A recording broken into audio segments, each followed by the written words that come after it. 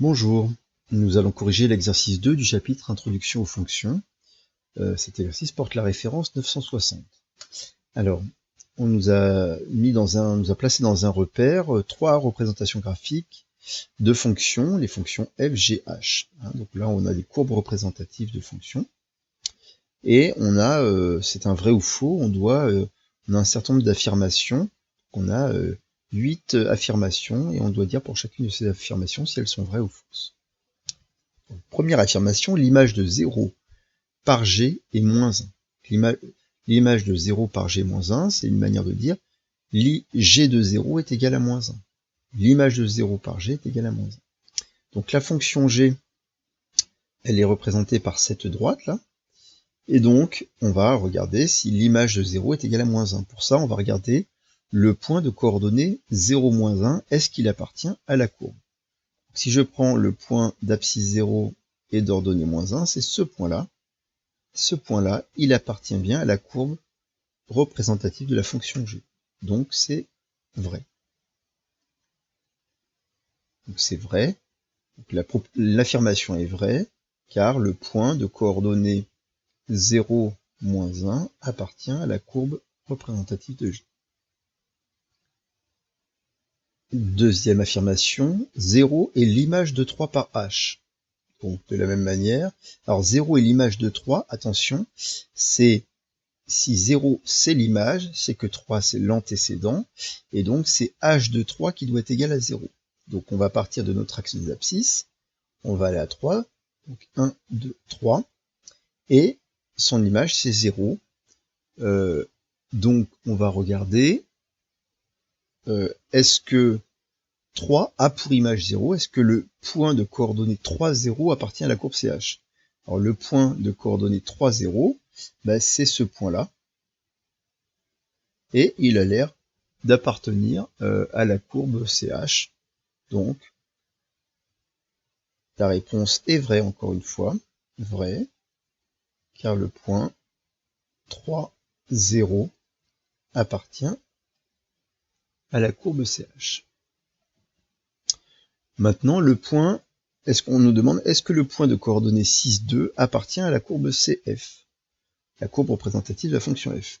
Alors 6, 2, là il suffit de prendre les points de coordonnées, donc les abscisses se lisent sur l'axe horizontal, les ordonnées sur l'axe vertical. Donc 6, 2, c'est-à-dire qu'on part de 6, 2, 1, 2, donc voilà le point de coordonnées 6, 2. On se pose la question, est-ce qu'il appartient à la courbe CF? Bah oui, on voit bien que ce point-là fait bien partie de la courbe représentative de la fonction f, donc c'est vrai. L'affirmation est vraie.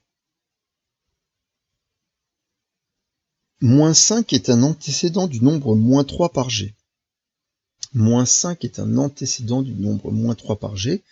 C'est une autre manière d'écrire que l'image de moins 5 par la fonction g est égale à moins 3. Alors, si c'est l'image de moins 5, on vient ici à moins 5, et moins 5 antécédent de moins 3, donc moins 5, moins 1, moins 2, moins 3. Vous voyez que ici, le problème, c'est que on voit bien que par rapport à notre... C'est pas tout à fait ça, on a plutôt du moins 2,7. Quand on part de moins 5, et qu'on regarde son image par la fonction g, la fonction g qui est représentée par cette droite, et vous voyez qu'on arrive plutôt à du moins 2,8, et c'est-à-dire on n'arrive pas à moins 3. Donc, c'est faux. Alors, une manière de le dire, on a plusieurs manières de le dire, soit on dit que l'image de moins 3, c'est à peu près, l'image de moins 5, c'est à peu près moins 2,8, soit on peut dire aussi que le point de coordonnées moins 5, moins 3, il n'appartient pas à la courbe G. On parle de ce point-là. Le point, c'est lui là, le point de coordonnées moins 5, moins 3, et vous voyez qu'il n'appartient pas à la courbe G. Donc, c'est faux. Affirmation 5, moins 3 a pour image moins 5 par f. Moins 3 a pour image, donc ça veut dire l'image de moins 3 par la fonction f doit être égale à moins 5. Alors, l'image de moins 3 par la fonction f, on va à moins 3 ici. 1, 2, 3, 4, 5, ça nous parle de ce point-là, et ça a l'air de fonctionner puisqu'il appartient bien à la courbe, donc c'est vrai. De la même manière, c'est vrai, l'affirmation est vraie, car le point de coordonnées moins 3, moins 5 appartient à la courbe représentative de f. 6. Les points d'abscisse 3 des courbes CG et CH ont la même ordonnée.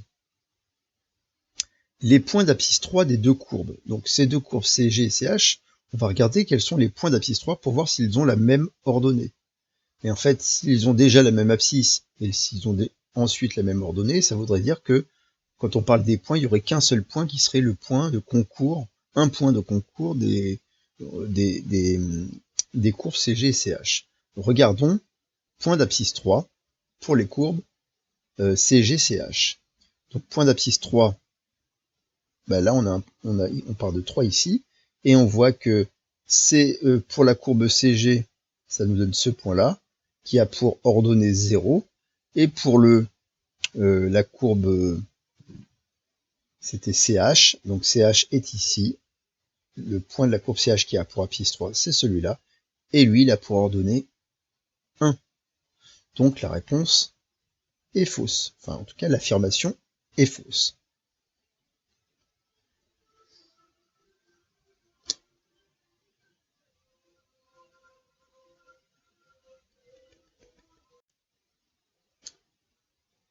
Alors, donc c'est faux.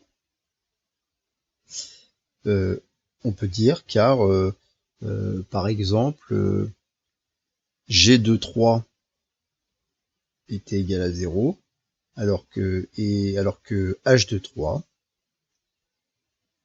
était égal à 1. Et donc on voit bien que on a ici un point de coordonnées 3, 0, et ici le point de coordonnées 3, 1, donc c'est pas la même ordonnée, par exemple. Pour l'affirmation 7, donc par la fonction h, 1 est le seul antécédent du nombre moins 3. Donc rappelez-vous que autant un nombre n'a qu'une seule image au maximum par une fonction, alors qu'un nombre peut avoir plusieurs antécédents par une fonction. Donc ici on se pose la question, est-ce que 1 est le seul antécédent du nombre moins 3 par la fonction h? Donc on regarde notre fonction h. Notre fonction h, on part de moins 3 ici, et on nous dit que moins 3 n'a qu'un seul antécédent qui serait 1.